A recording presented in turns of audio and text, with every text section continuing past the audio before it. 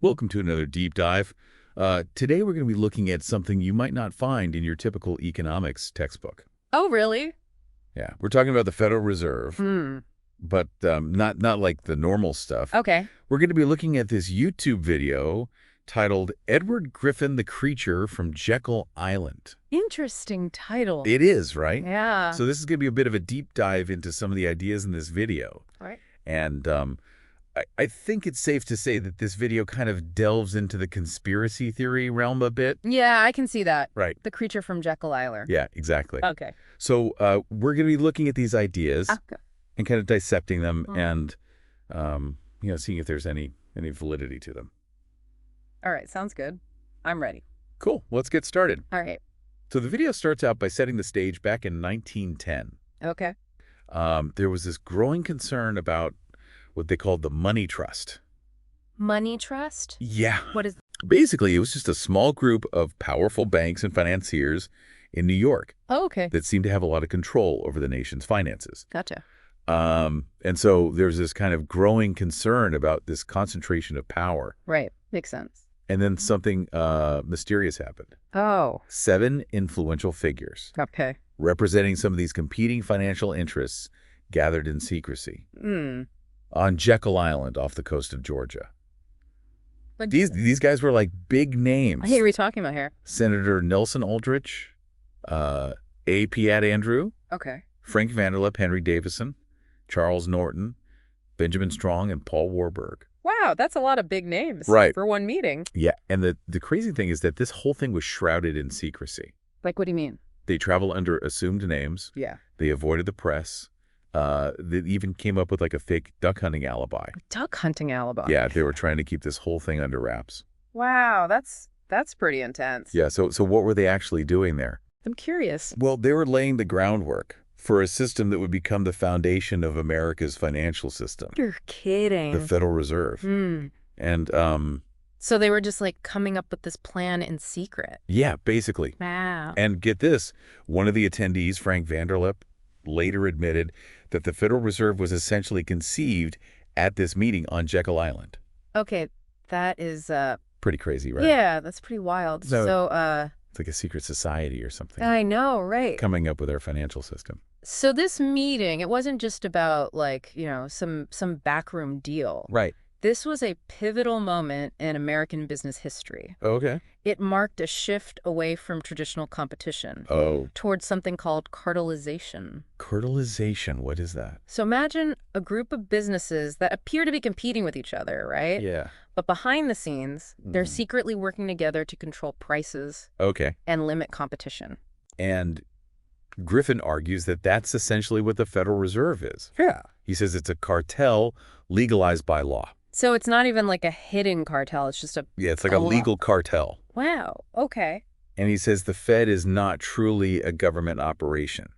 Yeah. It's a group of private banks working together. To manipulate the system. Yeah, to manipulate the financial system for their own benefit. Hmm. Now, I know that might sound a little bit like a conspiracy theory, It does a little bit, yeah. but I'm listening. Right, hear me out. Yeah. Let's look at one of the mechanisms Okay. that Griffin claims the Fed uses to control the system. Right. The so-called mandrake mechanism. Mandrake mechanism. Yeah, so essentially this mechanism boils down to the Fed's ability to create money out of thin air. Create money out of thin air. Yeah. Like, how does that even work? Imagine the government needs money, right? Okay. More than they're collecting in taxes. Yeah. They go to the Fed. And the Fed essentially writes them a check. Like just prints money. Yeah. Wow. Poof, money created. That's crazy. But there's no real value backing this newly created money. Okay. It was not tied to gold or any other tangible asset. So it's just like Yeah, it's just like... numbers on a computer. Exactly. Okay. And that's where the inflation tax comes in. Inflation tax. All these new dollars floating around. Yeah. Dilute the value of the dollars we're already using. Right. So it's like, Yeah. like when a company does a stock split or something like that. It's kind of like that. Okay. It's like if you could buy a gallon of milk for $1 last year, Right. now, because of inflation, that same gallon of milk costs $1.50. Yeah. Your money is literally buying you less. Gotcha. So the banks are creating money out of thin air, Right. lending it out Yeah. and collecting interest on it. Mm-hmm. It's a pretty sweet deal if you're part of the cartel. Yeah, definitely. But for the rest of us, Yeah. it means our hard-earned money is constantly losing value. Right. So, but why would the banks even need to be part of this whole scheme, right? Yeah, if the Fed can just print money whenever the government needs it, what's in it for them? Right. That's a good question. Yeah. And this is where fractional reserve banking comes into play. Fractional reserve banking? Yeah, so basically banks are allowed to loan out far more money than they actually have in deposits. Oh. Let's say you deposit $100 into your bank account, right? Okay. The bank might only keep a small fraction of that deposit, say $10 in reserve. $10. Yeah. Okay. And they're then allowed to loan out the remaining $90. To someone else? Yeah, to someone else. Okay. That person then deposits the $90 into another bank. Right. And that bank can then loan out a portion of that deposit. Okay. And so on. Wow, so it's just like... Yeah, so it's just like... an endless cycle. It's like a chain reaction. The original $100 deposit can be multiplied many times over creating new money in the system. So they're creating money out of nothing? Yeah, essentially. And guess what? The banks get to collect interest on all those loans they're making with this imaginary money. So they're making money off of money that doesn't even exist. Exactly. Wow. It's a pretty crazy system. It's pretty wild, yeah. So we have this system where the Fed is creating money out of thin air. Right.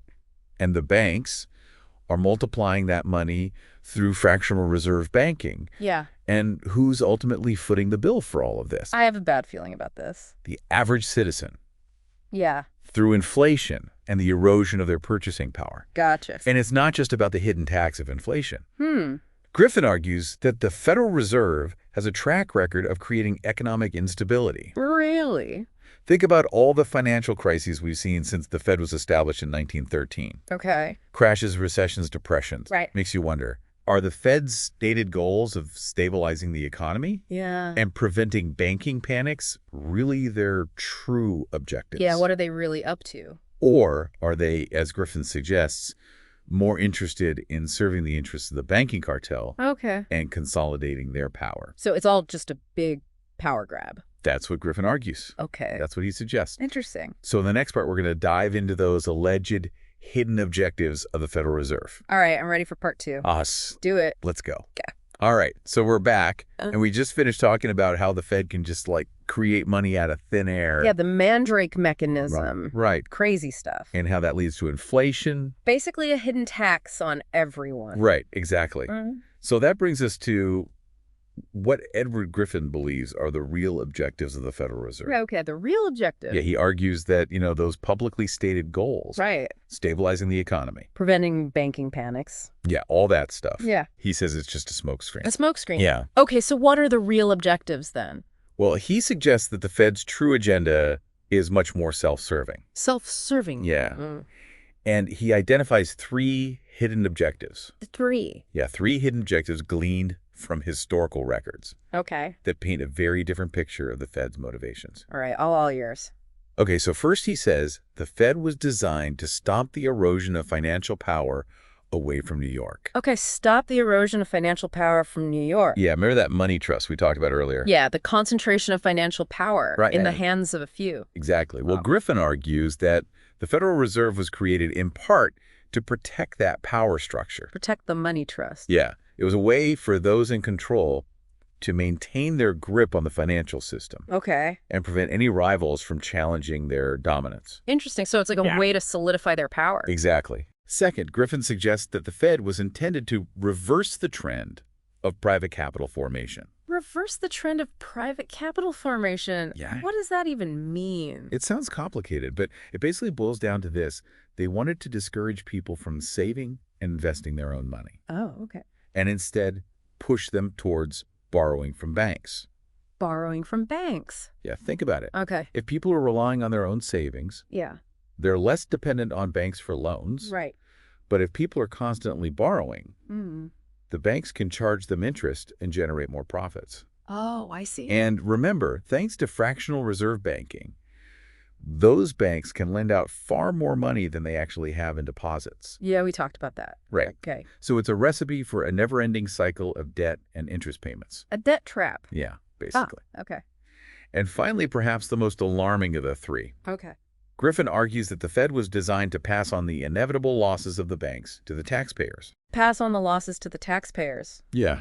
How so? It's the ultimate heads I win, tails you lose scenario. Oh, boy. When the banks make risky bets and things go south, Yeah. they know they can count on the government Mm. and ultimately the taxpayers to bail them out. Like a safety net for the banks? Exactly. Okay. Think about the financial crisis of 2008. Right. Trillions of dollars were pumped into the system. Yeah, to rescue those failing banks. Exactly. Okay. And who ultimately paid for that? Well, we all did, right? The average citizen, through higher taxes, inflation, and cuts to social programs. So we all paid for their mistakes. It's a system where the risks are socialized, Okay.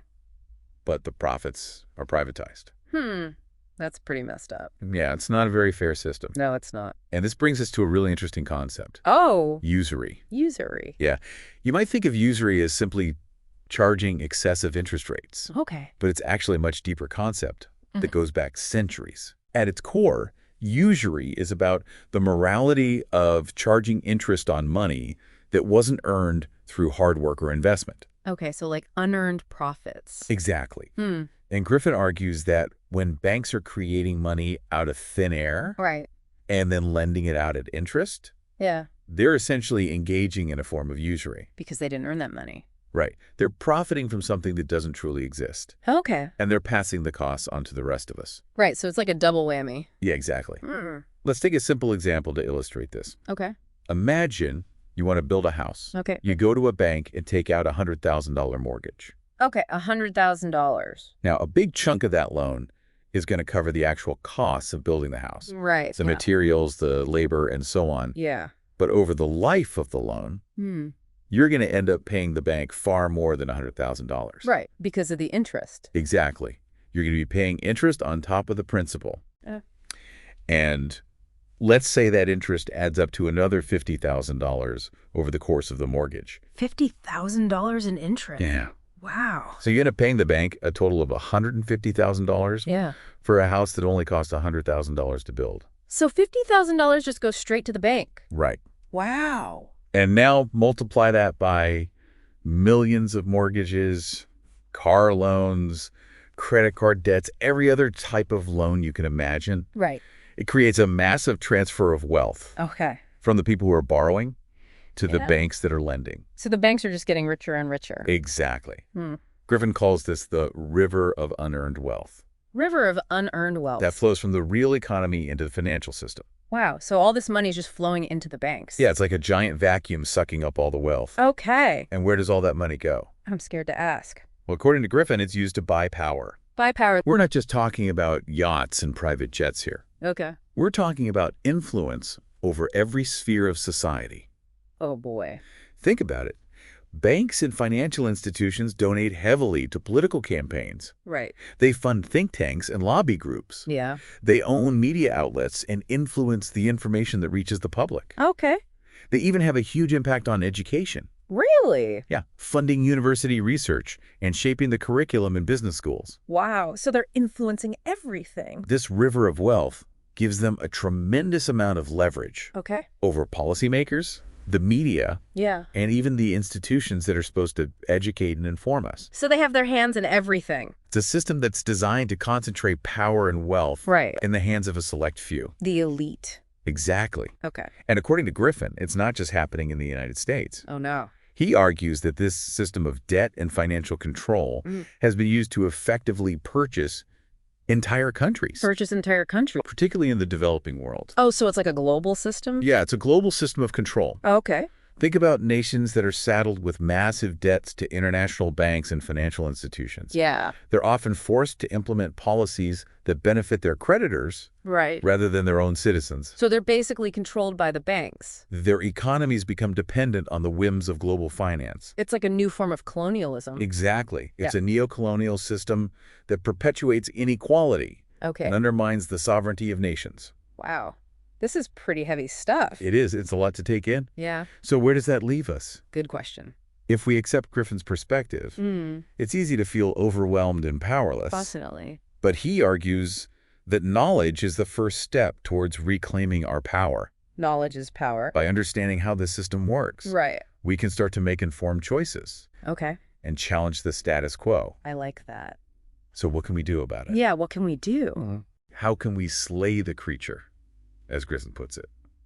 Slay the creature. That's what he says. Okay. In the next part, we're going to explore some potential solutions All right.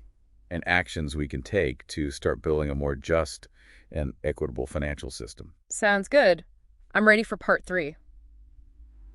Okay, so we've spent this whole time talking about all these huge systemic issues. Yeah, it's pretty overwhelming. Right? Like, where do we even begin? Exactly. We've got this creature from Jekyll Island, this Federal Reserve, this river of unearned wealth flowing into the banks. Yeah, and all this power and influence they're buying with it. Right, it's like this huge machine, and we're just like tiny cogs. Yeah, I can see why people feel powerless. But Griffin says knowledge is power. Okay, knowledge is power. So that's why we do these deep dives, right? Right, to try and understand these complex systems. Exactly. Okay. So we can start to make more informed choices. All right, so what can we do? Yeah, how can we slay the creature? Slay the creature. I mean, that's what Griffin said. Yeah, but that seems like a pretty daunting task. He does, right? Like, how do we even start? Well, I think the first step is education. Education. Yeah, the more we understand about how money works, the better equipped we are to make informed decisions. Right. There are tons of resources out there. Okay, like what? Books, documentaries, articles, other podcasts, Okay. even just having conversations with friends and family. Well, yeah, just getting people talking about it. Exactly. Okay. So that's step 1, educate ourselves. Okay, step 1, education. Step 2, reduce our dependence on the system. Reduce our dependence. Yeah. This might mean, paying down debt, Okay. living below our means, Right. building up a cash reserve. So, like, becoming more self-sufficient?